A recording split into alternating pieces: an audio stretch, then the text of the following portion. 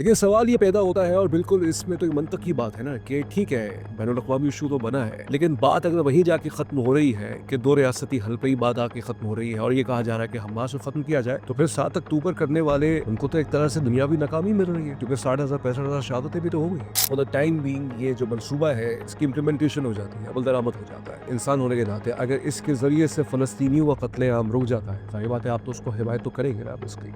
कि किसी तरह से असलहा जो है वो हमास के पास नहीं पहुंचे या फ़लस्तीन के अंदर नहीं आए। अगर पाकिस्तान से ये तलब किया जाता है या उनसे कहा जाता है कि आप भी इस मामले पे आए, तो फिर तो ये एक तज़ाद आ जाएगा, कॉन्फ्लिक्ट ऑफ इंटरेस्ट आ जाएगा। तो क्या रियासत पाकिस्तान उस वक्त क्या ऐसा कदम उठा सकती है कि जो अवाम के एस्पायरेशंस के खिलाफ जा सके? आज अगर डोनाल्ड ट्रंप आसिम मुनीर साहब से, शहबाज शरीफ साहब से मुलाकात कर रहा है, उसके पीछे कुछ ना कुछ ठीक है, उसके अपने मकासद भी हो गए, लेकिन एक दुनिया भर के अंदर एक सिफारतकारी की दुनिया में पाकिस्तान का एक मंजरनामे पे, आलमी मंजरनामे पे एक बहुत अच्छा नाम भी तो आ रहा है ना, तो एक अच्छी की उम्मीद भी तो रखी जा सकती है।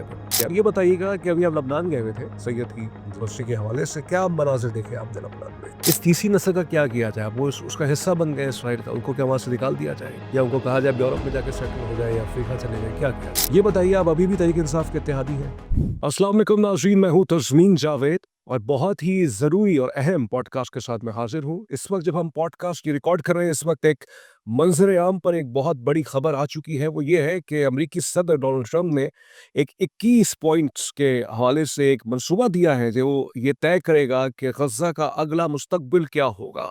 इस्तेमारी क़ुव्वतों ने अपनी मंशा के तहत एक तरह से एक पूरा वो लाहेअमल बनाया है कि जिसकी कोई भी ज़ी शऊर इंसान जिसके अंदर इंसानियत होगी, वो किसी तौर पे इसको कबूल नहीं करेगा। हम सब चाहते हैं कि फ़लस्तीन के अंदर अमन आए और वहाँ पे लोगों का कत्ले-आम रुके। लेकिन शराइत जो तय कर रहे हैं, वो ज़ालिम तय कर रहे हैं और मज़लूमीन के हवाले से उस मंसूबे में जो डोनाल्ड ट्रंप साहब ने दिया है, उसके अंदर कोई ऐसी खातिर-ख़्वाह बात नहीं है। होना ये चाहिए था कि कल व्हाइट हाउस के अंदर इस्राएली वज़ीर-ए-आज़म बेंजामिन नेतन्याहू माफ़ी माँगते।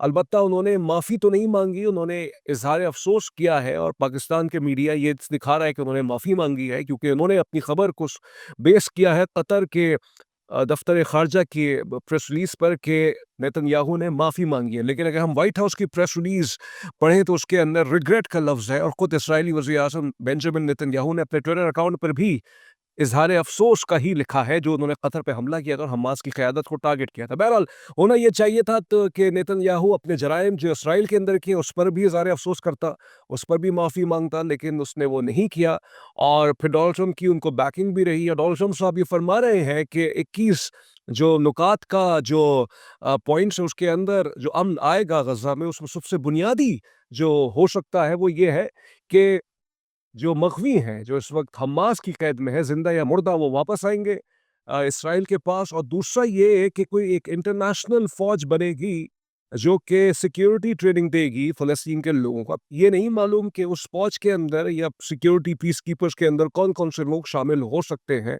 कौन-कौन से ममालिक शामिल हो सकते हैं। लेकिन सोने पे सुहागा ये कि जब कल बेंजामिन नेतन्याहू के साथ वो तकरीर कर रहे थे और अपना गज़ा प्लान बता रहे थे, तो उन्होंने पाकिस्तान का तज़किरा किया, वज़ीर-ए-आज़म शहबाज शरीफ साहब का तज़किरा किया, फ़ील्ड मार्शल आसिम मुनीर का तज़किरा किया, किसी अरब हुक्मरान का तज़किरा नहीं किया।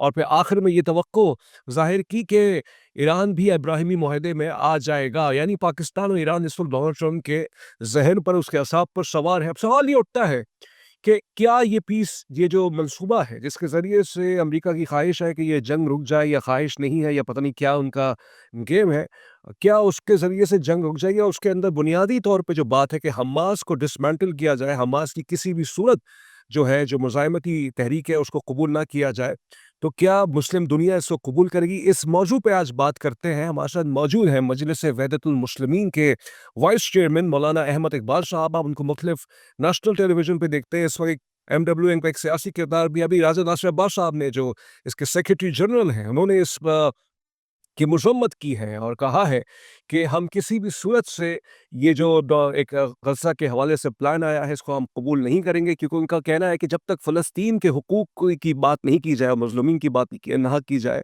तो इसकी कोई हैसियत नहीं होती। तो बहुत शुक्रिया आपका मौलाना अहमद इकबाल साहब। मुझे ये बताइएगा कि आप इस तमहीद पर क्या फ़रमाएंगे कि अब जो दुनिया में जिसकी लाठी उसकी भैंस ये सारे मामला तय कर रही है, तो क्या मुस्लिम दुनिया और ख़ास तौर पे अवाम जो है इसको कबूल करेंगे? جی بسم اللہ الرحمن الرحیم. سب سے پہلے آپ کا شکر گزار ہوں.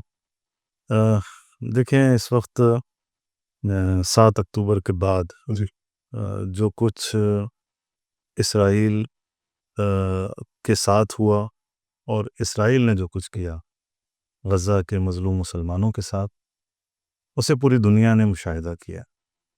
اور آج دنیا اسرائیل کو 2 سال پہلے، اگر آپ توجہ فرمائیں کہ 2 سال پہلے تک اسرائیل کی پوزیشن کیا تھی کہ وہ ایک لیجٹیمیٹ گورنمنٹ کے طور پہ یورپ میں تسلیم کی جاتی ہے اور بہت سارے ممالک اسے تسلیم کرتے تھے اور اسے مظلوم سمجھتے تھے، اور اس کے مقابلے میں جو فلسطینی ہیں انہیں ظالم سمجھا جاتا تھا، انہیں سمجھا جاتا تھا کہ ان کا کوئی حق نہیں ہے فلسطین میں رہنے کا. لیکن ان 2 سالوں میں 7 اکتوبر کے بعد ہی یہ ساری سچویشن بدلی ہے، اور پھر دیکھتے ہی دیکھتے جیسے جیسے اس کی جنایتیں اور جرائم، جنگی جرائم جو ہیں وہ بڑھتے رہے مظلوم فلسطینیوں کے اوپر، ویسے ویسے دنیا جو ہے وہ اسرائیل کے خلاف کھڑی ہوتی رہی. دنیا میں ایک شعور آتا رہا کہ بھئی یہ صہیونزم تو نہ صرف مسلمانوں کے دشمن ہے، فلسطین کے دشمن ہے، یہ تو انسانیت کے دشمن ہے، ان کے اندر تو انسانیت نہیں ہے.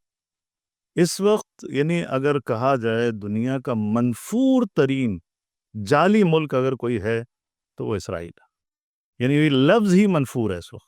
اور اگر دنیا کا کوئی وزیر اعظم یا سربراہ مملکت کوئی بدنام ترین ہے جس سے لوگ نفرت کرتے ہیں، جس کو لوگ کسی طور پہ قبول کرنے کے لیے تیار نہیں ہیں، عام لبرل دنیا کی بات کر رہا ہوں میں آپ سے، یورپ، امریکہ، سب جگہ، وہ نتن یاہو ہے اور اس کے بعد ڈونلڈ ٹرمپ ہے.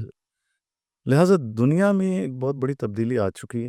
ایک عالمی مزاحمت جو ہے امپیریلزم کے خلاف، صہیونزم کے خلاف اس وقت ایجاد ہو چکی ہے. لوگوں کے سامنے حق و باطل عیاں ہو چکا ہے، لوگوں کو سمجھ میں آ چکا ہے کہ فلسطین فلسطینیوں کا ہے، صحیح. اسرائیلیوں کا نہیں، اور اسرائیل ایک جعلی حکومت ہے.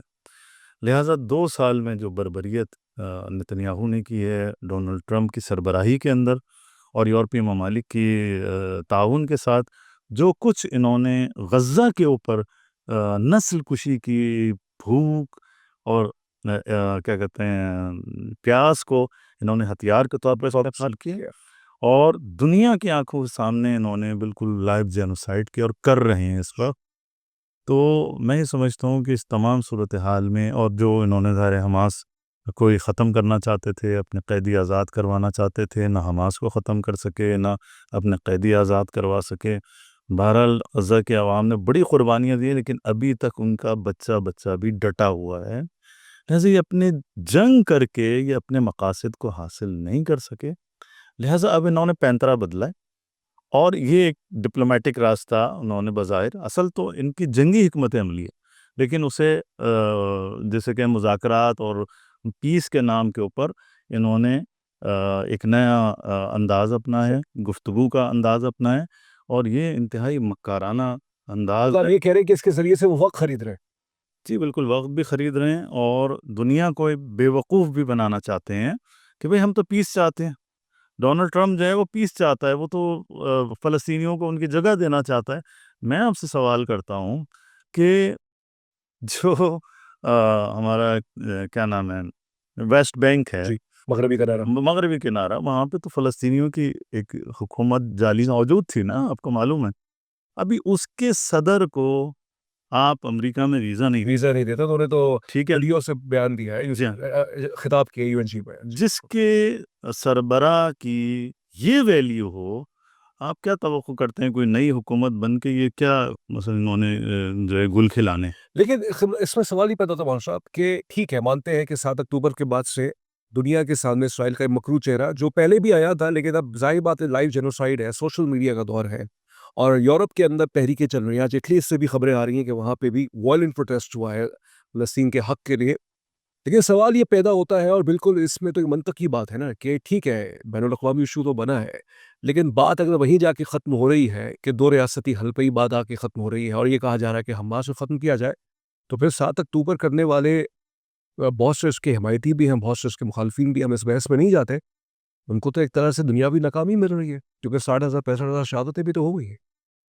دیکھیں مسئلہ یہ ہے کہ 7 اکتوبر سے پہلے کیا اسرائیل فلسطینیوں کو بمباری نہیں کر رہا تھا؟ ان کی نسل کشی نہیں کر رہا تھا؟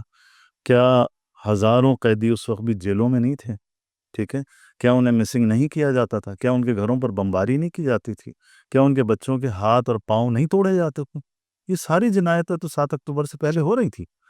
7 اکتوبر کا جو معرکہ تھا وہ بالکل وہ کنٹینیوٹی تھی جو اس سے پہلے ایک مزاحمت چلی آ رہی تھی. ہاں، آپ یہ کہہ سکتے ہیں ایک بڑا اقدام، ایک یونیک اقدام جو ہے وہ حماس نے کیا تھا. لہٰذا دیکھیں، میں آپ سے عرض کروں کہ مزاحمت ایک فطری امر ہے. ٹھیک ہے، ہر انسان کو، حتیٰ اللہ نے ہر حیوان کو، ہر موجود کو، اللہ سبحانہ و تعالیٰ نے یہ شعور دیا ہے کہ جب اس کے وجود کا، اس کی بقا کے اوپر کوئی آنچ آئے گی، کوئی حملہ کرے گا تو وہ ریئیکٹ کرے گا. وہ اپنے دفاع کے لیے، اس کے پاس خنجر ہے، فرض کر لیجئے کوئی لکڑی ہے، کوئی ہتھیار ہے، کچھ نہیں ہے، دانت ہے، ناخن ہے، وہ اپنا دفاع کرے گا. یہ اللہ سبحانہ و تعالیٰ نے ہر انسان کے اندر ایک فطری دفاع کا جو ہے وہ جذبہ اور شعور رکھا ہوا ہے. لہٰذا مقاومت جو ہے ایک فطری چیز ہے جسے ختم نہیں کیا جا سکتا. آپ حماس کو آج ختم کر دو گے، ایک نئی مزاحمت جو ہے وہ جنم لے گی. اور میں صرف یہ عرض کرنا چاہتا ہوں کہ دیکھیں، حماس ختم ہونے والی نہیں ہے، جہاد اسلامی اور مقاومت جو ہے وہ ختم ہونے والی نہیں ہے. ان کی جو جڑیں ہیں وہ نسلوں کے اندر موجود ہے. حماس کوئی آج کی بات نہیں ہے، یہ جو مقاومت ہے یہ آج کی بات نہیں ہے. جب سے قبضہ ہے اسرائیل کا فلسطین کے اوپر، یہ ناجائز قبضہ، تب سے مزاحمت چلی آ رہی ہے. صحیح. نسل در نسل لوگ جو ہیں مزاحمت ان کے مزاج اور ان کی فطرت کا حصہ بن نہیں، لیکن فرض کریں یہ فور دا ٹائم بینگ یہ جو منصوبہ ہے اس کی امپلیمنٹیشن ہو جاتی ہے، عمل درآمد ہو جاتا ہے، تو آپ انسان ہونے کے ناطے اگر اس کے ذریعے سے فلسطینیوں کا قتل عام رک جاتا ہے، ظاہر بات ہے آپ تو اس کو حمایت تو کریں گے نا آپ اس کی. دیکھیں، پیس کون نہیں چاہتا؟ سب پیس چاہتے ہیں. صحیح. لیکن یہ جس انداز سے یہ لوگ پیس چاہتے ہیں، یہ لوگ پیس نہیں چاہتے، یہ لوگ سر تسلیم خم کرنا چاہتے ہیں. صحیح ہے. یہ ہمیشہ کے لیے اسرائیل کو تسلیم کروانا چاہتے ہیں، اپنی رسمیت کو منوانا چاہتے ہیں کہ ہم قانونی ہیں، لیجیٹیمیٹ ہیں، اور فلسطینیوں کو ایک بیک یارڈ جو ہے وہ دے دیں گے، کوڑے دان دے دیں گے کہ تم اس میں رہو. ٹھیک ہے، نہ اور تیسرے درجے کے شہری کا یہ نہ تمہاری کوئی خارجہ پالیسی ہوگی، نہ تمہاری داخلہ پالیسی ہوگی، نہ تمہاری کوئی فوج ہوگی، نہ تمہاری کوئی ایئر فورس ہے، نہ تمہاری کوئی ملٹری ہے، تمہارے پاس کچھ بھی نہیں ہوگا. ٹھیک ہے، بس ایک چھوٹی موٹی وہ پولیس دے دیں گے آپ ٹریفک کنٹرول کرنے کے لیے اور لوگوں کو، چوروں کو پکڑنے کے لیے. اس کے علاوہ آپ کچھ نہیں کر سکتے. جیسے ویسٹ بینک کے اندر تھا، کیا عزت تھی؟ کچھ بھی نہیں تھی. اور مشکلات ویسٹ بینک کے اندر بھی، کیا وہ آزاد تھے سارے فلسطینی؟ بالکل بھی آزاد نہیں. انہوں نے توسیع پسندانہ مسلسل جو نسل پرست یہودی صہیونی تھے وہ، اور خود ان کی حکومت جو ہے تنگ کرتی تھی ان کے محلوں میں جا کے، کسی بھی گھر میں گھس جاتے تھے اور وہاں پر جا کے. صحیح. اچھا، لیکن اس میں ایک یہ بھی تو ڈیولپمنٹ ہے کہ آپ اس کو کیسے دیکھتے ہیں کہ پروپوزل یہ ہے، تجویز یہ ہے کہ کچھ ایسی افواج ہو یا کوئی ایسی سیکیورٹی اپریٹس ہو کہ وہ یہ میں پڑھ رہا تھا، میں بہت حیران کن تھا اس کے اندر، یہ چیز تھی بہت، کہ وہ یہ کہتے ہیں کہ وہ یہ دیکھے گی کہ کسی طرح سے اسلحہ جو ہے وہ حماس کے پاس نہیں پہنچے یا فلسطین کے اندر نہیں آئے. اب سوال یہاں پہ پیدا یہ ہوتا ہے کہ ایک مفروضے کی بنیاد پہ اگر پاکستان سے یہ طلب کیا جاتا ہے یا ان سے کہا جاتا ہے کہ آپ بھی اس معاملے پہ آئیں اور اپنے کچھ پیس کیپرز کو رکھیں، ہماری افواج کے حوالے سے یہ کہا جاتا ہے، تو پھر تو یہ ایک تضاد آ جائے گا، کانفلکٹ آف انٹرسٹ آ جائے گا. کیونکہ ٹھیک ہے، پاکستان نے آج تک کوئی حماس پہ کوئی پالیسی اسٹیٹمنٹ بیان تو نہیں دیا ہے، دو ریاستی حل کی بات تو کی ہے، لیکن عوام کی ترجمانی جو ہے، وہ عوام کی جو ہمدردیاں ہیں وہ تو حماس کے ساتھ ہیں، فلسطین ایک ریاست کے ساتھ ہے.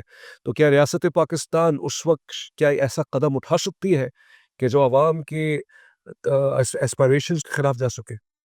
دیکھیں، پہلی بات تو یہ کہ دو ریاستی حل جو ہے وہ کوئی حل نہیں ہے. ٹھیک ہے، یہ تو غاصب اور مجرم کو اپنے گھر میں تسلیم کرنے والی بات ہے. میرا گھر ہے، صحیح. کسی نے آ کے میرے گھر پہ قبضہ کر لیا اور میرے بیوی بچوں کو مار رہا ہے، وہ ہر توڑ پھوڑ کر رہا ہے، وہ مجھے تھریٹ کر رہا ہے اور زبردستی مجھے منوا رہا ہے کہ جناب یہ میرا گھر ہے. اور باہر سے پڑوسی آ کر کے ہاں جی یہ تو اس کا گھر ہے، اور پھر جو ایک پیس ہو جائے اور میں کہوں جناب میرا گھر چلا گیا، کہتے نہیں پیس ہو گئی ہے. تو یہ اس طرح کا سولوشن جو ہے یہ کوئی سولوشن نہیں ہے، یہ تو ظلم ہے سراسر. یہ عالمی قوتوں کا، امپیریلزم کا، سیونزم کا اور عرب غلاموں کا ایک بہت بڑا ظلم ہے، اور پاکستان اگر اس ظلم میں شریک ہوتا ہے، میں آپ سے عرض کر رہا ہوں یہ حکومت باقی نہیں رہے گی، شہباز شریف صاحب کی حکومت باقی نہیں رہے گی۔ پاکستان کے 25 کروڑ غیور مسلمان اور غیر مسلمان جو اسرائیل سے نفرت کرتے ہیں، جو امریکہ کے توسیع پسندانہ عزائم سے کے مخالف ہیں، کبھی بھی اس طرح کے فارمولے کو قبول نہیں کریں گے، کسی اقدام کو قبول نہیں کریں گے، یہ بالکل واضح بات ہے۔ شہباز شریف صاحب تو ڈونلڈ ٹرمپ کو کہہ رہے ہیں یہ عام کے نمائندے ہیں، آرکیٹیکٹ ہیں، پیس کے آرکیٹیکٹ ہیں، یہ وہ تو تعریفیں ان کی نہیں کر رہے ہیں۔ جی اصل میں شہباز شریف صاحب سمجھتے ہیں کہ ان کی حکومت جو ہے وہ چاپلوسی کر کے ہی باقی رہ سکتی ہے، ٹھیک ہے نا۔ فارم 47 کی حکومت ہے معذرت کے ساتھ، تو وہ صرف بیساکھیوں پہ ہی کھڑی رہ سکتی ہے، لہٰذا انہیں بین الاقوامی بیساکھیاں چاہیے، اور ملک کے اندر بھی بیساکھی آپ کو پتہ ہی ہے، تو وہ بیساکھیوں کے ساتھ ہی کھڑے ہونا چاہتے ہیں۔ وہ سمجھتے ہیں کہ میری بقا اس کے اندر ہے، کہ ہم جو ہیں جو عالمی ایجنڈا چل رہا ہے، چاپلوسی کس کی کر رہے ہیں؟ امریکہ کی کر رہے ہیں۔ بالکل امریکہ کی اور عالمی جو قوتیں، استخباری قوتیں جس میں سیونزم ہے، یہ تو بالکل ڈائریکٹلی دیکھیں اس وقت شہباز شریف صاحب کا یہ بیان واضح طور پر اس بات کی دلیل ہے کہ پاکستان اسرائیل کو تسلیم کرنے کے لیے جا رہا ہے۔ لیکن یہ ایک فوزا بھی تو ہو سکتا ہے۔ میں صرف ایک بات کہنا چاہتا ہوں کہ 2 اسٹیٹ سولوشن قائد اعظم کے نظریے کی مخالفت صحیح ہے، بالکل ایسا۔ بانی پاکستان 2 اسٹیٹ کو نہیں مانتے تھے، صرف ایک اسٹیٹ کو مانتے تھے، اور وہ پیلسٹائن تھی۔ لیکن پھر یہ بھی تو ہوا نا ان کے انتقال کے بعد 1949 میں اسی اقوام متحدہ نے پھر 2 ریاستی حل کی تجویز تو دی نا، تو پاکستان ایک سگنیٹری یونائیٹڈ نیشنز۔ دیکھیں اقوام متحدہ تو ظاہر ہے وہ ایک ذیلی ادارہ ہے یونائٹڈ اسٹیٹ کا، ٹھیک ہے، لہٰذا وہ ہمارے لیے کوئی حجت نہیں رکھتا۔ آپ تاریخی حقائق کو سامنے رکھیں، آپ جو ہیں وہ بین الاقوامی قوانین کو سامنے رکھیں، اور انسان کے جو رائٹس اللہ سبحانہ و تعالیٰ نے دیے ہیں اور جسے ساری دنیا مانتی ہے، اس کے تحت تو فلسطین۔ لیکن وہ ایک بحث یہ بھی ہے پاکستان کے اندر، وہ یہ لوگ کہتے ہیں کہ ہمارے افواج ہوں یا حکومت پاکستان ہو، فلسطین کے حوالے سے انہوں نے اقوام متحدہ میں ہمارے جو سفیر ہیں وہاں پہ انہوں نے آوازیں اٹھائی ہیں، اسرائیل کو بہت اچھا جواب بھی دیا انہوں نے، اور پاکستان نے بہت اچھی طرح سے نمائندگی بھی کی۔ آج اگر ڈونلڈ ٹرمپ عاصم منیر صاحب سے، شہباز شریف صاحب سے ملاقات کر رہا ہے، اس کے پیچھے کچھ نہ کچھ، ٹھیک ہے اس کے اپنے مقاصد بھی ہو گئے، لیکن ایک دنیا بھر کے اندر ایک سفارتکاری کی دنیا میں پاکستان کا ایک منظر نامے پہ، عالمی منظر نامے پہ ایک بہت اچھا نام بھی تو آ رہا ہے نا، تو ایک اچھی کی امید بھی تو رکھی جا سکتی ہے پھر۔ دیکھیں جب پاکستان کوئی اچھا اسٹینڈ لیتا ہے تو سب سراہتے ہیں، ہم بھی سراہتے ہیں۔ اگر آپ نے اقوام متحدہ میں اسرائیل کے خلاف گفتگو کی ہے اور فلسطین کے حق میں کی ہے تو سب نے سراہا ہے اس بات کو، لیکن مسئلہ یہ ہے کہ وہ ہے گفتگو، ابھی لوگ آپ کا عمل دیکھ رہے ہیں، یعنی ایک عالمی ایجنڈے کے تحت اسرائیل کو تسلیم کرنے کی بات کی جا رہی ہے، ابراہیم اکارڈ کی بات کی جا رہی ہے، اور آپ اسی سمت میں سفر کر رہے ہو۔ نہیں، یہ بات پاکستان کے حق میں تو ابھی تک نہیں آئی نا کہ پاکستان بھی اس کے حوالے سے بات کر سکتا ہے، کس کے حوالے سے؟ ابراہیمی معاہدے کے حوالے سے۔ دیکھیں ابراہیمی معاہدہ جو ہے وہ اس راستے میں سفر ہے۔ یہ جو آج شہباز شریف صاحب کا بیان آیا ہے اور یہ جو ملاقاتیں ہو رہی ہیں، یہ جو ڈنر کیے جا رہے ہیں، یہ ساری چیزیں لوگوں کو، ساری دنیا کو نظر آ رہا ہے کہ ہم کس سمت میں جا رہے ہیں۔ حتیٰ پاک سعودی جو معاہدہ ہے، ٹھیک ہے، اس کے بارے میں لوگوں کا سوء ظن ہے کہ بھئی آپ جو ہیں وہ سعودیہ کا دفاع نہیں کرنا چاہیے، سعودیہ کا دفاع تو خود امریکہ کر رہا ہے۔ لیکن ایران نے بھی اس کی حمایت کی ہے، نہیں، ایران حمایت، پزیشکیان صاحب نے کہا ہے کہ بہت اچھی بات ہے۔ دیکھیں ایران تو حمایت کرے گا اس وجہ سے کہ ایران خود متہم ہوتا ہے کہ جناب سعودیہ کو کس سے خطرہ ہے؟ جناب اسرائیل سے نہیں ہے، ایران سے خطرہ ہے۔ وہ ایران جس نے کبھی کسی ملک کے اوپر حملہ ہی نہیں کیا، ٹھیک ہے، کبھی کسی عرب ملک کے اوپر حملہ نہیں کیا، سعودیہ پہ حملہ نہیں کیا، وہ سب سے بڑا دشمن آپ کا، اور اسرائیل جو ہے آپ کا دوست ہے۔ تو ایران تو ظاہر ہے حفظ ما تقدم کے تحت وہ کہہ رہے ہیں جی 2 مسلمان ملکوں کے درمیان معاہدہ ہوا ہے، جی ہم تو ویلکم کرتے ہیں، ہماری طرف سے تو کوئی مسئلہ نہیں ہے، تاکہ آپ یہ سمجھو کہ ہم آپ سے راضی ہیں، ہماری طرف سے تمہیں کوئی تھریٹ نہیں ہے، ٹھیک ہے۔ لیکن ساری دنیا کو پتہ ہے کہ جب ہمارے 47-42 ممالک کی وہ جو ایک اتحاد بنا تھا، اور ہمارے یہاں سے ماشاءاللہ وہ جو ایک شیر پاکستان گئے تھے، ہاں، ٹھیک ہے نا، چاہے وہ کاغذی شیر تھے، بہرحال وہاں پہنچے انہوں نے، وہاں ساری کیا بحث تھی، وہاں اس کا ایجنڈا کیا تھا؟ یمن ایجنڈا تھا. وہ کوئی اسرائیل پہ حملہ کرنے نہیں جا رہے تھے, فلسطینیوں کو بچانے نہیں جا رہے تھے. یمن پہ ایک اسلامی ملک کے اوپر, پڑوسی ملک کے اوپر سعودیہ حملہ کر رہا تھا اور اس کے لیے مدد طلب کر رہا تھا. وہ تو بھلا اس زمانے میں جو اسمبلی تھی وہاں پہ بحث ہوئی اور بہرحال وہ اچھا تو اس حوالے سے جب اسمبلی کا آپ نے جو ابھی اشارہ کیا, حوالہ بھی دیا, اس بار اسمبلی کے اندر پارلیمان میں اس حوالے سے بحث نہیں ہوئی ہے, تو کیا مجلس وحدت کے مسلمین یا راجہ ناصر صاحب اس پر آواز اٹھائیں گے سینٹ کے اندر؟ جی بالکل. دیکھیں میں آپ سے عرض کروں, یہ شہباز شریف صاحب کا مینڈیٹ نہیں ہے. اول تو ان کی حکومت ہی لیجیٹیمیٹ نہیں ہے, ٹھیک ہے. نمبر دو, اگر لیجیٹیمیٹ ہوتی بھی تو ان کو کوئی حق نہیں ہے کہ اسرائیل کو تسلیم کرنے کے لیے اور دو ریاستی حل کے حوالے سے یہ کوئی ڈیسیجن لیں, ٹھیک ہے. یہ قائد اعظم محمد علی جناح نے فیصلہ کر دیا ہے کہ ہم اسرائیل کو تسلیم نہیں کرتے, 2 اسٹیٹ سولوشن کو قبول نہیں کرتے. لہٰذا یہ مسئلہ بھی اسمبلی میں آنا چاہیے, سینٹ میں آنا چاہیے, ٹھیک ہے. وہاں پہ بات چیت ہونی چاہیے, وہاں لوگ رائے دیں اپنی. اول تو میں کہتا ہوں کہ یہ مولانا صاحب میں آپ کی قطع کلامی کے باعث پچھلے سال جو ایک کانفرنس ہوئی تھی وزیر اعظم شہباز شریف صاحب نے بلائی تھی, جس میں راجہ صاحب بھی گئے تھے, اس کے اندر تو ایک ریاستی حل کی بات کی گئی تھی. جی ہاں. تو پھر اور سب نے میرے خیال سے اس کو قبول بھی کیا تھا, لیکن انٹرسٹنگلی جو پریس ریلیز آئی تھی اس کے اندر یہ پوائنٹ نہیں تھا. ہاں یہ تھا کہ جو مسجد اقصیٰ ہے وہ فلسطینی کی ہونی چاہیے, مطلب جو یروشلم ہے وہ جو مسجد ہے وہ فلسطین کا حق ہے, لیکن اس میں دو ریاستی حل کی بات تو نہیں ہوئی تھی. لیکن جو رپورٹڈلی جو وہاں پہ سب نے تقریر دیکھی اور سب متفق بھی ہوئے وہ ایک ریاستی حل کی بات تھی. تو وہ پیپر پہ کیوں نہیں آیا؟ وہ دیکھیں وہ پیپر پہ تو نہیں آ سکتا نا, تاکہ اسے جو ہے بعد میں ڈینائی کیا جا سکے بھائی یہ بات نہیں ہوئی تھی. لہٰذا پیپر پہ جو بات آتی ہے وہ ڈاکومنٹڈ ہوتی ہے. دیکھیں مسئلہ یہ ہے کہ پاکستان کے اندر بہرحال جو صہیونی لابی ہے صحیح اور امریکی لابی ہے وہ یہ چاہتی ہے کہ پاکستان اسرائیل کو تسلیم کرے, ٹھیک ہے. اور اسرائیل کو یعنی یہ جو ایک نیریٹو ہے کہ اسرائیل کا وجود نہیں ہونا چاہیے, ظاہر جو انقلابی دنیا کے اندر موجود ہیں وہ اسرائیل کے وجود کو ہی تسلیم نہیں کرتے. لہٰذا وہ کہتے ہیں کہ چلو کم از کم اس کے اوپر پاکستان آ جائے کہ 2 اسٹیٹ سولوشن جو ہے وہ جو ہے قبول کرے. لہٰذا اس کے اوپر بنا رکھی گئی, اس نیریٹو کو جو ہے وہ کریٹ کیا گیا اور اسے جو ہے وہ دنیا میں پھر جو ہے وہ ایکسیپٹیبل بنایا گیا, اور پاکستان میں بھی اس نیریٹو کے اوپر بہت زیادہ کام ہوا ہے. تو بہرحال میں سمجھتا ہوں کہ جو لاسٹ کانفرنس جس کا آپ نے حوالہ دیا, اور اس کے علاوہ بھی یعنی اس وقت اگر ہم قائد اعظم محمد علی جناح کے نظریات کی بات کریں تو وہ اس 2 اسٹیٹ سولوشن کو قبول ہی نہیں کرتے, اور یہ ظلم ہے. یعنی چلیں قائد اعظم فرض کر لیں ان کا اسٹیٹمنٹ نہ بھی ہوتا تب بھی یعنی انسان اگر اپنے وجدان سے اپنے ضمیر سے پوچھے کیا یہ سولوشن ٹھیک ہے. آپ ایک عالم دین بھی ہے, میرا آپ سے سوال ہے, ایک منطقی بنیادوں پہ سوال ہے. وہ جو تیسری نسل ہے اس وقت اسرائیلیوں کی, بے شک وہ بھی ذمہ دار ہوں گے, وہ بھی خوش ہوتے ہیں, اکثریت ہو سکتی کچھ لوگ ہو جو خوش نہیں ہوتی ہو.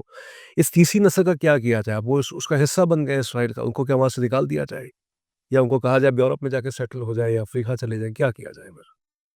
دیکھیں یہ لوگ تو یہی چاہتے ہیں نا کہ غزہ جو ہے وہ خالی کر دیا. ڈونلڈ ٹرمپ صاحب نے تو بڑا جو ہے وہ کاروباری مشورہ دیا تھا کہ یہاں پہ جو بڑے بڑے مال بنا دیے جائیں اور گھومنے پھرنے کی جگہ, ہاں ریئل اسٹیٹ کا ان کا پروگرام تھا. خیر اب تو وہ گم ہو گیا. تو ڈونلڈ ٹرمپ صاحب تو رات کو سوتے ہیں, خواب دیکھتے ہیں, صبح اٹھ کے کوئی بات کر دیتے ہیں. جی ہاں.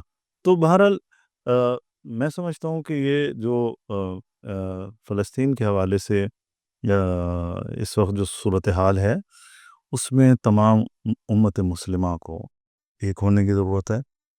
اور امت مسلمہ میں جو ہمارے خصوصاً میں کہوں گا اسلامی تحریکیں ہیں, سیاسی جماعتیں ہیں کہ جو وجدان رکھتے ہیں, جو ضمیر رکھتے ہیں, جو انسانیت سے محبت کرتے ہیں, ان سب کو اکٹھا ہونے کی ضرورت ہے. یہ 2 اسٹیٹ سولوشن بالکل ناقابل قبول ہے. یہ اسرائیل کو تسلیم کرنا ہے اور یہ فلسطینیوں کے حق کو ضائع کرنا ہے. ظلم ہے یہ بہت بڑا. آج آپ دیکھیں دنیا میں یعنی وہ لبرل لوگ جن کا نہ اسلام سے تعلق ہے, حتیٰ کسی دین سے تعلق نہیں ہے, وہ خدا کو نہیں مانتے, لیکن انسانیت کے خاطر اس وقت وہ لوگ فریڈم, یہ جو فلوٹیلا جو جا رہا ہے آپ اس میں دیکھیں. اور یہ تو ایک ہیومینیٹیرین ایشو ہے نا, سب اس میں شامل ہے, کوئی فرقت کا مسلمان ہو غیر مسلم ہو سب اس میں شامل. یعنی فطرت انسانی بول رہی ہے, یہ تو ضمیر انسانی بول رہا ہے, تو حقیقت. ٹھیک ہے نا. اس وہ جو دین کی آواز ہے اصل میں تو ضمیر کی آواز. تو اب کیا لاہ عمل آپ لوگ جو مذہبی جماعتیں ہیں, کیونکہ MWM بھی ایک سیاسی مذہبی جماعت ہے, کیا ہوگا؟ کیا آپ لوگ سڑکوں پر آئیں گے, احتجاج کریں گے اس حوالے سے؟ پاکستان کی سیاست کے اندر کوئی نیا کوئی بوچھال آئے گا؟ کیونکہ اب جڑ گئی نا چیزیں, پاکستان بھی جڑ گیا ہے مشرق وسطیٰ سے, کیا کیا جائے گا؟ دیکھیں ابھی تو اس کی جو ٹرمز اینڈ کنڈیشنز ہیں اور اس کی جو جزیات ہیں نا وہ ابھی سامنے نہیں آئی ہیں. صحیح ہے. ٹھیک ہے. اور وہاں جو مقاومت ہے انہوں نے ابھی تک اس کو رد کیا ہے, اور پاکستان نے بھی بس وہ شہباز شریف صاحب نے ایک شوشہ چھوڑ دیا ہے, لیکن ابھی تو چیزیں بہت زیادہ یعنی واضح نہیں ہیں, کلیئر ہونے والی ہیں. ٹھیک ہے. یہ بات واضح ہے کہ پاکستان کی عوام کسی بھی ایسے منصوبے کو قبول نہیں کرے گی, اور پاکستان کا کسی ایسے منصوبے سے متعلق ہونا قبول نہیں کرے گی جس میں فلسطینیوں کے حق کو نظر انداز کیا جائے اور اسرائیل کو تسلیم کیا جائے. لہٰذا اگر پاکستان میں اسرائیل کو تسلیم کرنے کی بات کی گئی تو میں سمجھتا ہوں کہ پاکستان میں یہ حکومت باقی نہیں رہے گی. ٹھیک ہے. اور لوگ سڑکوں پہ آئیں گے. خالی مجلس وحدت المسلمین نہیں, یہ کنسرن تقریباً تمام مذہبی جماعتوں کا ہے, اور تمام وجدان رکھنے والے اور ضمیر رکھنے والے اور انسانیت سے محبت کرنے والے سب کا مسئلہ ہے.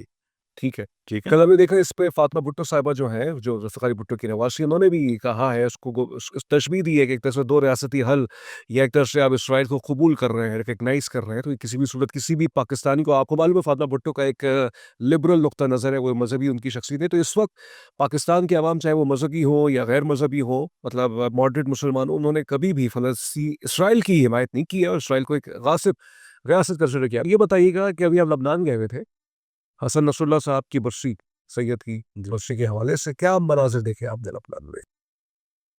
دیکھیں جی, مناظر جو تھے وہ ناقابل بیان واقعا.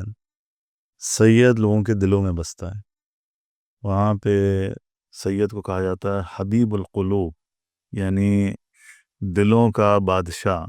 ٹھیک ہے. دلوں کا پیارا, جس سے لوگ محبت کرتے, عشق کرتے. میں نے دیکھا وہاں پہ, ایک سال گزر گیا لیکن لوگ والہانہ انداز سے سید کے مرقد پہ آ رہے تھے, اور عورتیں, مرد, بچے, بوڑھے, علماء, لبرل طبقہ. حتیٰ میں نے دیکھا کہ مسلم وہاں کا لباس بڑا عجیب و غریب ہے, بالکل یورپین لباس ہے. وہاں پہ مسیحی چونکہ رہتے ہیں, وہاں پہ کرسچنز ہیں, وہاں پہ مسیح ہونا کہتے ہیں نا حضرت نصر اللہ صاحب کو, کہ ہمارے مسیح ہیں. یہ جس طرح کی بات ہم نے سنی ہے, عیسائی بہت عقیدت کا اظہار کرتے جی بالکل, سید حسن نصر اللہ سے بہت زیادہ عقیدت رکھتے تھے مسیحی, دروز اور دیگر لوگ. تو ان کا لباس بھی ایسے ہی ہوتا تھا, اور وہ یعنی جو محجبہ خواتین ہیں وہ بھی آئی ہوئی ہیں, اور اس طرح کے الٹے سیدھے کپڑے پہن کر بھی وہ خواتین بھی آئی ہوئی ہیں, لیکن میں نے دیکھا ان کی آنکھوں میں آنسو تھے, بہت ہی دل گرفتہ تھیں, بہت ہی واقعاً عشق کا اظہار کر رہی تھیں, بہت جذبے سے نعرے لگا رہے تھے وہ لوگ. تو دیکھیں میں ایک بات بتاؤں, ابھی لوگ یہ سمجھتے ہیں کہ مزاحمت جو ہے وہ لبنان میں ختم ہو گئی, سید حسن نصر اللہ کے بعد مزاحمت جو ہے وہ ختم ہو گئی. لیکن اس پروگرام کو دیکھنے کے بعد مجھے یقین ہو گیا کہ مزاحمت لبنان میں کبھی ختم نہیں ہو سکتی. نسلوں کے اندر مزاحمت, ان کی آپ یوں سمجھیں کہ ان کی رگوں کے اندر دوڑتی ہے خون کی طرح. ٹھیک ہے. مزاحمت کبھی ختم نہیں ہو سکتی. ابھی جو کچھ ہوا, یہ پیجر والا معاملہ ہوا, مثلا واکی ٹوکی والا معاملہ ہوا, پھر مسلسل جنوب کے اوپر حملے ہو رہے ہیں, اس کے بعد سے سید حسن کی شہادت, پھر ہاشم صفی الدین صاحب کی شہادت, بڑے بڑے ان کے کمانڈروں کی شہادت. یہ جو شہادتیں ہیں اور یہ جو بڑے بڑے واقعات ہو گئے ہیں, اس سے ان کے جذبوں میں کمی نہیں آئی ہے, جذبوں میں بہت زیادہ اضافہ ہوا ہے. سید کی شخصیت واقعاً آپ وہاں جائیں تو آپ کا احساس ہوگا کہ جیسے وہ زندہ ہے, وہ لوگوں کو گائیڈ کرتا ہے, وہ لوگوں کے دلوں میں بستا ہے, لوگوں کے ذہنوں میں موجود ہے. ان کی باتیں, ان کے افکار, ان کے نظریات, ان کی گائیڈ لائن, ایک ایک جملہ اتنا قیمتی ہے ان کا کہ جو لوگوں کو زندہ کرتا ہے, جو لوگوں کو بیدار کرتا ہے, جو لوگوں کو ڈائریکشن دیتا ہے, جو لوگوں کو ٹھنڈا نہیں پڑنے دیتا. جیسے ماشاءاللہ ان کی شخصیت, آپ ان کے جملے اگر آپ یاد کریں جو اسرائیل کے بارے میں اور جو امت مسلمہ کو بیدار کرنے کے حوالے سے ان کے جو جملے تھے, یقین کریں وہ ابھی بھی لوگ سنتے ہیں, آنکھوں میں آنسو ہوتے ہیں, اور لوگ جو ہیں وہ اسے فیل کرتے ہیں کہ یار یہ ہمیں گائیڈ لائن دے. یاد پڑتا ہے سید کی جو ایک تقریر تھی جس میں وہ اپنے عشق کا اظہار کر رہے ہیں رسالت مآب صلی اللہ علیہ وآلہ وسلم سے. بہت وہ وائرل ہوئی وہ ویڈیو جی ہاں کہ ہماری جانیں فدا رسول اللہ کی ذات پر. بالکل اور تو بہت ہی ایک بڑی شخصیت تھی. لیکن کتنے لوگ تھے ان کی برسی میں اندازاً آپ کے حساب سے؟ لاکھوں لوگ تھے. یعنی ان کا جو اور صرف لبنان کے تھے اور لوگ اور نہیں ممالک سے نہیں بھی؟ پوری دنیا سے لوگ آئے ہوئے تھے. ہمیں پاکستان سے دعوت تھی. پوری دنیا سے, افریقہ کے مختلف ملکوں سے تھے, یورپ کے مختلف ملکوں سے تھے, عرب مختلف ممالک سے لوگ تھے, ہر جگہ سے, حتیٰ امریکہ سے لوگ تھے. سب جگہ سے لوگ آئے ہوئے تھے. اور لبنان کے بھی تقریباً تمام مذہبی قیادتیں موجود تھیں, سیاسی قیادتیں موجود تھیں, مسلکی قیادتیں موجود تھیں. تقریباً آپ کہہ سکتے ہیں کہ ہر طبقہ, لبرل طبقہ, مذہبی طبقہ, سب وہاں پہ موجود تھے. اور سید کو جو ہے وہ وہاں پر یاد کیا. سلوٹ کر یاد رہے تھے. ہے. اور جناب تو کیا ہے یہ جو مزاحمت ہے لبنان کی؟ میں نام یوٹیوب کی وجہ سے میں نہیں لوں گا, پالیسی ہے, چینل ہی اڑ جاتا ہے, آپ کو معلوم ہے. یہاں کیا ہے, بقا رہے گی اس کی؟ اور یہ جو پیجر والا واقعہ ہوا, اب ان کی جو بہت ٹاپ ٹیئر کی لیڈرشپ ایکسیکیوٹ کی گئی, اساسینیٹ کی گئی, کیا آپ کو کچھ وہ, آپ کو کچھ باتیں ہوئی کچھ ان لوگوں سے, وہ اپنی کس طرح سے اپنی جو تحریک ہے ٹیکنالوجی کے حوالے سے کس طرح سے مستحکم کر رہے ہیں؟ دیکھیں, اس میں تو کوئی شک نہیں کہ یورپ اور امریکہ, یعنی اسرائیل اور امریکہ جو ہے وہ ٹیکنالوجی میں تو ظاہر ہے کہ وہ عام جو مسلم ممالک ہیں ان سے فوقیت رکھتے ہیں. اس میں تو کوئی شک نہیں. ٹھیک ہے نا. لہذا جو کچھ ایران کے خلاف انہوں نے کیا, اور جس طرح سے ان کی شخصیات کو انہوں نے شہید کیا, اور خود سید کے خلاف جو کچھ ہوا, اور ان کی کمانڈرز کے خلاف جو کچھ ہوا, اس میں دنیا کی بیسٹ ٹیکنالوجی کا انہوں نے استعمال کیا. ٹھیک ہے, آخری ٹیکنالوجی جو آپ کہہ سکتے ہیں. اور بربریت کے حوالے سے آخری بربریت جو بشریت کے خلاف ہو سکتی ہے, وہ انہوں نے اس ترکیب کو انہوں نے استعمال کیا, اس جذبے کو انہوں نے استعمال کیا. تو بہرحال ٹیکنالوجی کے حوالے سے تو مقابلہ ظاہر ایک حد تک مسلمان کر سکتے ہیں, لیکن اب تک کی مزاحمت نے اس بات کو ثابت کیا ہے, ٹیکنالوجی تمہارے پاس ہے, ایمان اور عقیدہ ہمارے پاس. لیکن میں بحث قبول نہیں دینا چاہوں گا, بے شک کہ یہ جو قربانیاں ہیں بہت بڑی ہے, لیکن اب آپ یہ بھی تو دیکھیے کہ شام کے اندر تاثر یہ ملتا ہے کہ وہاں پہ اسرائیلی رواج حکومت آ چکی ہے اور ایک سپلائی لائن چین ٹوٹ گئی ہے. یہ تو دنیاوی ناکامی تو ملی ہے نا اس حکومت. دیکھیے, یہ تو ایک جنگ ہے نا. رسول اللہ صلی اللہ علیہ وآلہ وسلم اور ان کے اصحاب بھی تو جنگ لڑتے تھے نا. بعض جنگوں میں فتح ہوتی تھی, بعض جنگوں میں شکست بھی, بظاہر شکست ہوتی تھی, اصل میں تو فتح ہی ہوتی ہے. دیکھیے, مسلمان کبھی ہارتا نہیں ہے, کبھی شکست خوردہ نہیں ہوتا. وہ جیتتا ہے, ظاہری کامیابی ہوتی ہے, تب بھی کامیابی. اگر وہ شہید ہوتا ہے تب بھی کامیابی ہوتی ہے, وہ اپنی شرعی ذمہ داری کو ادا کر رہا ہوتا ہے. ٹھیک ہے. لہٰذا سید بھی اکثر یہ بات کہا کرتے تھے کہ دیکھو, شہادت ہماری میراث ہے, شہید ہونا ہمارے لیے باعث افتخار ہے. رضویہ نہیں مرتا. ٹھیک ہے. قضیہ کبھی نہیں مرتا, تحریک کبھی نہیں مرتی, بلکہ خون سے تحریکیں ہمیشہ زندہ ہوتی ہیں اور زیادہ طاقتور ہوتی ہیں, اور یہ تاریخ نے ہمیں بتایا. لہذا مزاحمت جو ہے, دیکھیں, تمام تر جو مشکلات ہیں کے باوجود امریکہ کے پاس ٹیکنالوجی ہے, اسرائیل کے پاس ٹیکنالوجی ہے, تمام یورپی ممالک ان کے ساتھ کھڑے ہوئے ہیں, تمام عرب کنٹریز ان کے ساتھ کھڑی ہوئی ہیں. لیکن اس کے باوجود آپ دیکھیں 7 اکتوبر کا واقعہ کتنا بڑا واقعہ تھا. آج تک حماس الحمدللہ موجود ہے, آج تک الحمدللہ مزاحمت جو ہے وہاں موجود ہے, آج تک سید جیسی شخصیت چلی گئی ہے. لیکن وہاں پہ جو مثلا مزاحمت ہے لبنان کے اندر, وہ اپنی پوری آب و تاب کے ساتھ, پوری طاقت کے ساتھ کھڑی ہوئی. اس وقت ان کی پوری کوشش ہے کہ لبنان میں ایک خانہ جنگی کی کیفیت پیدا کی جائے. لبنانی اسرائیل جی ہاں, یعنی امریکہ اسرائیل سب کی, لبنانی فوج کو حزب سے جو ہے وہ ٹکرایا جائے, مزاحمت سے ٹکرایا جائے. لیکن دیکھیں, ابھی تک فوج نے بہت زیادہ شعور کا اظہار کیا. انہوں نے کہا کہ بھئی ہم یہ جنگ, داخلی جنگ نہیں چھیڑ سکتے. ٹھیک ہے. ادھر سے مزاحمت نے بھی یہ بات کی, ان کی لیڈرشپ نے بھی یہ بات کی کہ جو لوگ داخلی جنگ, مزاحمت جو ہے وہاں پہ ایک سیاسی جماعت بھی ہے نا, جی ہاں, جو ہے سیاسی جماعت بھی ہے. بالکل بالکل. یعنی وہ اس وقت ان کے وزراء, پارلیمنٹ میں ہمیشہ ان کے وزراء موجود رہے ہیں, پارلیمنٹ کے اندر ہمیشہ ان کو حضور رہے. بلدیاتی الیکشن میں ساری سیٹیں انہوں نے جیتی ہیں. یعنی حرکت عمل اور حزب اللہ کا آپس میں اتنے الائنس تھا. جی. ٹھیک ہے. اور مسلسل کا الائنس چلا آ رہا ہے. جتنے کینڈیڈیٹ کھڑے کیے تھے, بعض تو بلا مقابلہ جیتے ہیں, دوسروں نے کہا بھائی اس حلقے میں ہم کھڑے ہی نہیں ہوتے. صحیح. آپ یہ دیکھیں, تو یہ ان کی محبوبیت کی علامت ہے، یہ اس بات کی دلیل ہے کہ لوگ مقاومت کو، مزاحمت کو قبول کرتے ہیں، سید کو قبول کرتے ہیں، سید کی آئیڈیالوجی کو قبول کرتے ہیں، اور اس میں کوئی امتیاز نہیں ہے کہ مسیحی ہے یا دروز صحیح. ہے یا سنی ہے یا شیعہ ہے۔ الحمدللہ اس وقت بہت آئیڈیل ماحول ہے لبنان کے اندر، البتہ اس کو ڈسٹرب کرنا چاہتے ہیں، لیکن میں سمجھتا ہوں کہ جو جدید قیادت ہے شیخ نعیم قاسم کی، اللہ ان کی حفاظت فرمائے، وہ بہت زیادہ میں سمجھتا ہوں بابصیرت ہے، اور سید کے بعد ایک نعمت الہی ہے کہ جس نے بہرحال لیکن لبنان، عمر رسیدہ ہے نا، نہیں بہت زیادہ عمر رسیدہ نہیں ہے، بالکل فٹ فاٹ ہیں آپ، سید سے بڑے. سید سے تھوڑے بہت بڑے ہوں گے، لیکن ویسے جب سید بنے تھے تو اس وقت وہ ایک وہ ینگ بالکل نوجوان تھے، نوجوان. جی ہاں، میرے خیال ہے تو 22۔ کیا پھر اس وقت کوئی نوجوان قیادت نہیں آنی چاہیے تھی؟ دیکھیں اس وقت قیادت کا فیصلہ تو ظاہر ہے انہوں نے کرنا ہے، اس وقت مصلحت جو وہ لوگ سمجھتے ہیں، کیونکہ جو ان کی سیکنڈ لیڈرشپ تھی وہ ہاشم صفی الدین، صحیح ہے، وہ بھی ٹھیک ہے، شہید ہو ان گئے. کو بھی شہید کیا گیا۔ اس کے علاوہ شیخ نبیل قاؤق تھے، بڑی شخصیت تھے، جو میدان میں کھڑے ہونے والا بندہ تھا، جو ہمیشہ فرنٹ مورچے پہ ہوا کرتا تھا، وہ شہید ہوا ہے۔ بڑی بڑی قیادتوں کو انہوں نے شہید کیا، ٹھیک ہے۔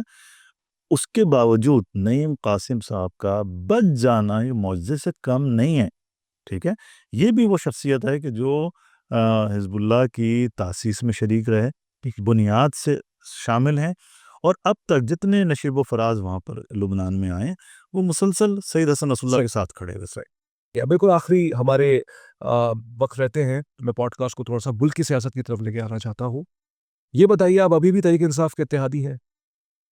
جی دیکھیں، ہمارا اتحاد جو ہے وہ چند اصولوں کی بنیاد پر ہے، 7 نکاتی ہمارا کچھ اصول، رہنما اصول طے ہوئے تھے، جس میں آزاد خارجہ پالیسی تھی، داخلہ پالیسی کی بات ہوئی تھی کہ داخلہ پالیسی بھی آزاد ہونی چاہیے، خارجہ پالیسی بھی آزاد ہونی چاہیے، ہم غلامی کسی کی قبول نہیں کریں گے، ہم کسی دوسرے ملک کو اپنا اڈا نہیں دیں گے، صحیح. ٹھیک ہے۔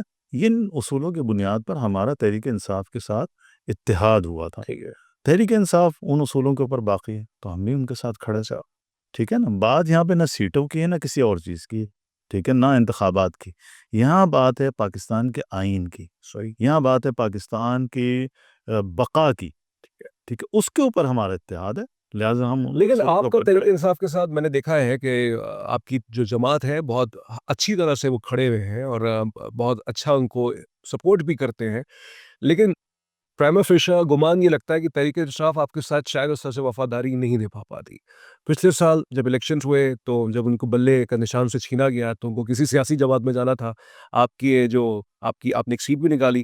لوگ یہ کہتے ہیں تحریک انصاف کی حمایت سے آپ جو ہیں آپ کی پارٹی کو رم سے الیکشن جیتی، جو ایم این اے صاحب ہے حمید حسین صاحب، انہوں نے جو سیٹ نکالی ہے. لیکن اب سوال یہ اٹھتا ہے، اس وقت بیان یہ آتا ہے کہ مجلس وحدت المسلمین میں تحریک انصاف کے لوگ ضم ہو جائیں گے یا اس میں چلے جائیں گے، لیکن پھر وہ شوقی اتحاد کونسل کی طرف چلے جاتے ہیں، جس پر راجہ صاحب نے بھی حمایت کا اعلان کیا کہ ٹھیک ہے، اچھی بات ہے، کوئی اس میں مسئلہ نہیں ہے.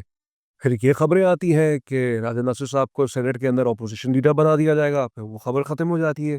تو کیا تحریک انصاف کے اندر کے لوگ آپ کے ساتھ جو ہے اچھا سلوک نہیں کر رہے کیا اس وقت؟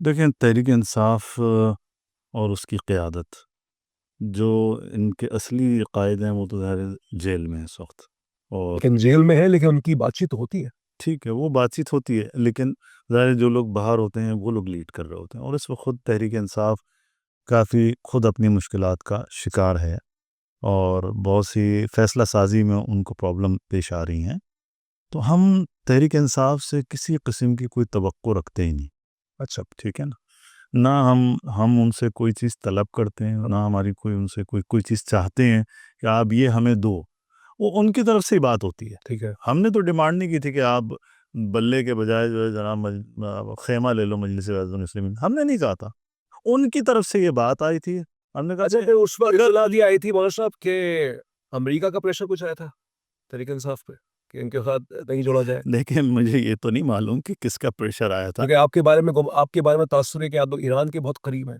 دیکھیں مسئلہ یہ ہے کہ ہم تو تمام اسلامی ممالک کے قریب ہیں، اور ایران ہمارا پڑوسی ملک ہے، ہم اس کے بھی قریب ہیں، اور نظریات کی بنیاد پر ایران ایک انقلابی ملک ہے جو امریکہ اور اسرائیل کے مقابلے پہ کھڑا ہوا، اس لیے ہم ایران کے ساتھ، ایران کے نظریات کے ساتھ کھڑے ہیں، اور دوسری بات یہ کہ وہاں ہماری مرجعیت ہے، وہاں ہمارے ولی فقی ہیں، لہٰذا نظریات کی بنیاد پہ ہم وہاں پہ کھڑے ہیں، لیکن یہ ملک ہمارا ہے، یہ پاکستان ہمارا، یہاں کے مفادات جو ہیں وہ ہمارے اپنے ہیں، اس کا دفاع کرنا ہمارا فرض ہے. لہٰذا تحریک انصاف کو ہم نے کبھی بھی کوئی ڈیمانڈ ان سے نہیں کی ہے. ان کی طرف سے یہ تھا، ان کے اوپر پریشر آیا، داخلی پریشر تھا، خارجی پریشر تھا، اسٹیبلشمنٹ تھی، بہت ساری باتیں. بہرحال میں اس میں نہیں پڑھنا چاہتا، وہ ان کے اپنے مسائل ہیں. لیکن اپوزیشن لیڈر کا بھی مسئلہ جو ہوا وہ بھی ان کی طرف سے ہی بات آئی. تو راجہ صاحب نے، چیئرمین مجلس اتحاد المسلمین نے وہاں پہ یہ کہا کہ بھئی دیکھیں، ہم کوئی کسی بھی قسم کی توقع نہیں رکھتے آپ سے، اور نہ ہم چاہتے ہیں آپ سے کچھ، لیکن اگر آپ کو ضرورت ہے کہ راجہ صاحب جو اپوزیشن لیڈر بنے تو عمران خان صاحب خود فرمائیں تو میں حاضر ہوں. لیکن باقی لوگ جو ہیں، اس کے بعد کوئی اس پہ پیش رفت نہیں ہو. ہاں نہیں، نہ ہوئی، نہ ہم نے کوئی اس میں کسی سے پوچھا، دلچسپی نہیں لی. وہ ہمارا کوئی اس پہ اس مسئلہ طول اخبار میں خبر چھپی تھی اور بالکل اندر کی یہ بات تھی. میں بتاتا چلوں، لوگوں کی ذہنوں سے باتیں نکل جاتی ہیں کہ جب یہ اطلاعات تھیں، جب یہ خبریں مطلب بہت گرم تھیں کہ تحریک انصاف کے جو آزاد اراکین ہیں وہ MWM میں شامل ہو سکتے ہیں، تو اطلاع کے مطابق، ڈان اخبار کے مطابق، خیبر پختونخوا سے کچھ لوگوں نے اس کی مخالفت کی تھی. اور اس کی مخالفت کی جو وجہ ہے وہ میں یہاں بیان نہیں کر سکتا. بہرحال میں آپ سے ایک دو سوال آپ کی ہی تنظیم کے حوالے سے کرنا چاہوں گا. اچھا، پارا چنار کے حوالے سے ہم نے دیکھا کہ مجلس اتحاد المسلمین نے ملک بھر میں احتجاج کیا. وہاں پہ قتل و غارت کی ہو رہی تھی اور اس کے خلاف احتجاج کرنا بنتا بھی، آپ کا ایک سیاسی حق بھی ہے اور ایک انسانی معاملہ بھی ہے. اور یہ تمام تفرقہ بازی سے اوپر کا موضوع ہے، کیونکہ انسان کہیں بھی شہید ہو، چاہے وہ کوئی بھی ہو، اس کے حق میں آواز اٹھانی چاہیے. لیکن ہم نے یہ دیکھا کہ وہ جو احتجاج ہو رہے تھے کراچی کے اندر تک، آپ کا جو سٹرکچر ہے پارٹی کا وہ کیا ہے؟ مولانا حسن ظفر نقوی صاحب کراچی میں یہاں پہ نمائش پر ایک دھرنا لے کے بیٹھے ہوئے تھے اور وہ ایک گفتگو فرما رہے تھے. پھر ہم نے دیکھا کہ علامہ راجہ ناصر عباس صاحب کا ایک بیان آیا جس میں انہوں نے کہا کہ سڑکیں بند نہیں ہونی چاہیے. کراچی میں ایک جگہ پر ہی پتہ نہیں کتنے مقامات پہ دھرنے ہوئے تھے، لیکن مولانا حسن ظفر نقوی صاحب نے علامہ راجہ ناصر کی بظاہر بات شاید نہیں سنی. پھر ان کے ساتھ غلط بھی ہوا، ان کو جس طرح سے کریک ڈاؤن ہو پہ. تو کیا ہے تنظیمی سٹرکچر، کیا ہے؟ کیا راجہ صاحب کی بات سنی جاتی ہے، نہیں سنی جاتی؟ نہیں دیکھیں، راجہ صاحب ایک محبوب ترین شخصیت ہیں مجلس اتحاد المسلمین میں بھی اور شیعہ قوم میں بھی. اپنے اخلاص کی وجہ سے، صداقت کی وجہ سے، سٹینڈز کی وجہ سے، جو شجاعانہ سٹینڈز لیتے ہیں اور اصولی بات کرتے ہیں. اس وقت فقط وہ، یعنی مسئلہ شیعت سے باہر نکلتا ہے. اس وقت شیعہ سنی، وہ تو ہم سب راجہ صاحب کی شخصیت جو ہے نا وہ اس وقت ایک کامن شخصیت ہے. ٹھیک ہے، فقط مجلس اتحاد المسلمین کا مسئلہ نہیں، مجلس میں تو بہت زیادہ محبوبیت ہے ان کی. لہٰذا مسئلہ یہ نہیں ہے. اور حسن ظفر صاحب کی ایسا نہیں تھا کہ راجہ صاحب نے کوئی حکم دیا ہو یا کوئی دستور صادر کیا ہو اور حسن ظفر صاحب نے اس کی وائلیشن کی ہو، نہیں. بلکہ اس وقت ہماری پالیسی یہ تھی، ہم یہ چاہتے تھے گریجولی دھرنے جو ہیں وہ آگے بڑھیں. اچھا، ٹھیک ہے، ہم چاہتے تھے پہلے لاہور، اسلام آباد اور ایک آدھ جگہ پہ کہیں سے شروع ہوں. ایک جگہ صرف ہم چاہتے تھے. ٹھیک ہے، لیکن لاہور نے تو بہت ڈسپوائنٹ کیا ہے. کراچی میں زیادہ تر لوگ نکلے. نہیں، لاہور میں ہم نے صرف ایک ہی دھرنا کہا. اچھا، ایک ہی دھرنا. کراچی میں تو مختلف دھرنے. ہاں، ہم نے پالیسی یہ رکھی تھی نا، میں یار صرف ہم 2 دھرنے کرنا چاہتے تھے بڑے. اچھا، ٹھیک ہے نا، ایک لاہور، ایک کراچی. لیکن کراچی میں ماشاءاللہ ہماری عوام اتنی بیدار ہے، اتنی ماشاءاللہ چسپا رکھتی ہے کہ انہوں نے ایک اس میں بہت سے دھرنے MWM کی طرف سے نہیں تھے. لیکن ظاہر ہمیں سپورٹ کرنی پڑی. ہم نہیں چاہتے تھے کہ لوگ جو ہیں لوگوں کو زحمت دیں. ہماری پالیسی تھی کہ سلولی جو ہے دھرنوں کو آگے بڑھایا جائے. لیکن ہمارے کراچی والے بہت فاسٹ ہیں ہمیشہ سے، پتہ ہی آپ کو، پورے پاکستان سے ہمیشہ 4 گنا جو ہے ان کی فعالیت زیادہ ہوتی ہے، انرجی زیادہ ہے. تو یہ مسلسل دھرنے ان کے بڑھتے رہے. اب ہم کسی کو یہ بھی نہیں کہہ سکتے بھائی نہ دھرنا دو. تھوڑا اشاروں کے نایوں میں کہا تو صحیح کہ بھائی ایک مرکزی دھرنا موجود ہے، آپ اس میں ساتھ دیں. اور اس کی وجہ یہ تھی کہ ہم چاہتے تھے گریجولی حکومت کے اوپر جو ہے وہ دباؤ آئے. اس کا کوئی فائدہ ہوا؟ اب معاہدہ ہو گیا غالباً. دیکھیں، ہمیشہ جب آپ احتجاج کرتے ہیں نا، خود ظلم کے خلاف احتجاج کرنا ہی فائدہ ہے. اگر قوم جو ہے وہ ظلم کے خلاف احتجاج کرنا چھوڑ دے تو ظلم قانونی ہو جائے گا. اگر آپ ظلم کے خلاف احتجاج کرو گے تو وہ غیر قانونی رہے گا، وہ جرم رہے گا. لیکن آپ مظلوم ہو کر اگر ظلم کے اوپر نہیں بولتے، آواز نہیں اٹھاتے، چیختے نہیں ہو، چلاتے نہیں ہو، بولتے نہیں ہو، سڑکوں پر نہیں آتے، اپنے رائٹ کا استعمال نہیں کرتے، تو آپ پھر جرم کو بڑھانے میں شریک ہو، ظلم کو بڑھانے میں شریک ہو، ظالم کو جری کرنے میں شریک ہو. اس کو قانونی طور پر ظلم کرنے میں آپ اس کے برابر کے شریک ہو گئے. وہ قانون سمجھتا ہے کہ جناب میرا حق ہے یہ ظلم کرنا. اس وقت پارا چنار کی خرم کی کیا صورتحال ہے؟ دیکھیں، افسوس کے ساتھ یعنی اس وقت میں کہوں گا ہمارے مقتدر حلقے اور ہماری وفاقی حکومت افسوس کے ساتھ وہ نہیں چاہتی کہ پارچنار کے راستے کھولے جائیں، وہاں پہ امن و امان آئے، کیونکہ یہ ساری دنیا کو پتہ ہے وہاں اس وقت کوئی مسئلہ نہیں، کوئی شیعہ سنی مسئلہ نہیں ہے، بالکل صحیح ہے. اس کے باوجود وہاں پہ راستے پرامن نہیں ہیں، وہاں پہ ابھی تک راستے بحال نہیں ہو سکے، رفت و آمد بحال نہیں ہو سکے. کس وجہ سے؟ کیا دلیل ہے؟ وہ یہ کہتے ہیں قبائلی عصمت پسندی ہے. کچھ بھی نہیں، کچھ بھی نہیں. سنی خود ہمارے برادران اہل سنت وہ خود پریشان ہیں، کہتے بھائی ہم تو نہیں چاہتے یہ سارا جو کچھ ہو رہا ہے، لیکن یہ ہے وہاں پہ کون سی قوتیں کر رہی ہیں، صحیح. سب کو پتہ ہے، شیعہ بھی سمجھتے ہیں، سنی بھی سمجھتے بہت شکریہ آپ کا مولانا اقبال صاحب، بہت ہی آپ سے پورا سر گفتگو رہی، ایک بین الاقوامی معاملات پر، ملکی سیاست پر، اور پھر آخر میں مجلس اتحاد المسلمین کی جو تنظیمی ڈھانچہ ہے اس پر بات ہوئی. انشاءاللہ جب یہ پھر کبھی کراچی آئیں گے ان کے ساتھ ایک اور نشست ہم رکھیں گے، کیونکہ تشنگی رہتی ہے. ابھی بہت سے موضوعات تھے، ایران کے اور سے کچھ سوالات مجھے کرنے تھے، لیکن ہمارے پاس وقت بہت مختصر تھا، قلیل سا تھا، لیکن جتنا ہم نے کرنے کی کوشش کی آپ سے درخواست ہے اس کو سنیے، اس پوڈ کاسٹ کو اس کو آگے پھیلائیے، اور تاکہ جو یہ ہماری اتنی انفارمڈ ڈسکشنز جو کرسچن پرسپیکٹو کے پلیٹ فارم سے آتی ہے وہ بہت نایاب ہے. اس کو سنیے اور اس کو جہاں ہو سکتے ذی شعور لوگوں میں اس کو پھیلائیے. ہم یہ نہیں کہتے کہ آپ ہر جگہ اس کو پھیلائیے، لیکن جو سمجھ رکھتے ہیں، جو سیاست کی سمجھ رکھتے ہیں، اور جو پاکستان کے لیے، امت مسلمہ کے لیے، دنیا کے لیے ایک اچھا کردار ادا کر سکتے ہیں، اس سب کے لیے چینل جو ہے یہ بہت مفید کام کر رہا ہے. تزمین جاوید کو مولانا احمد اقبال صاحب کے ساتھ اجازت دیجیے. اپنا بہت خیال رکھیے گا. اللہ حافظ.